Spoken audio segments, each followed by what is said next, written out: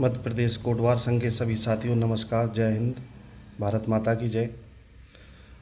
साथियों, आप लोग देख रहे हैं पिछले लगभग 1 या 1.5 वर्ष से हम लोग अपनी मांगों के संबंध में शासन प्रशासन के पास विभिन्न माध्यमों से ज्ञापनों के द्वारा अपनी मांग रख रहे हैं, लेकिन आज दिनांक तक कोई भी कार्रवाई नहीं हुई है।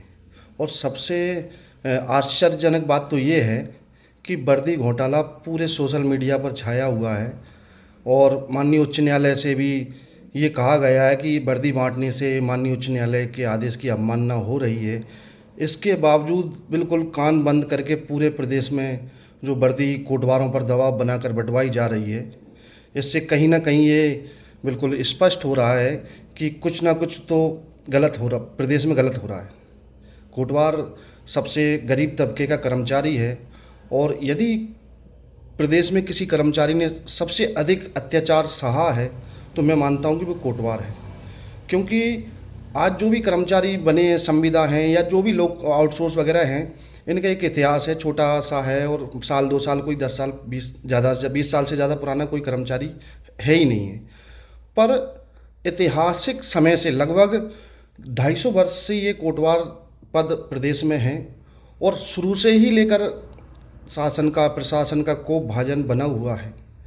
आज 2 सदी बीतने के बाद भी कोटवार को उसका मान सम्मान न मिलना बहुत ही चिंता का विषय है।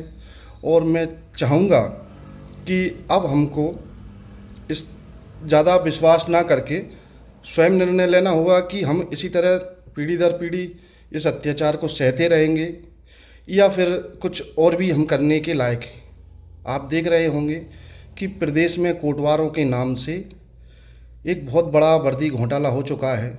इसमें एक भिंड जिले का ठेकेदार शामिल है और सबसे बड़ी बात, दिया तले अंधेरा, माननीय मुख्यमंत्री जी के गृह निवास उज्जैन जिले का भी एक तिवारी ठेकेदार शामिल है।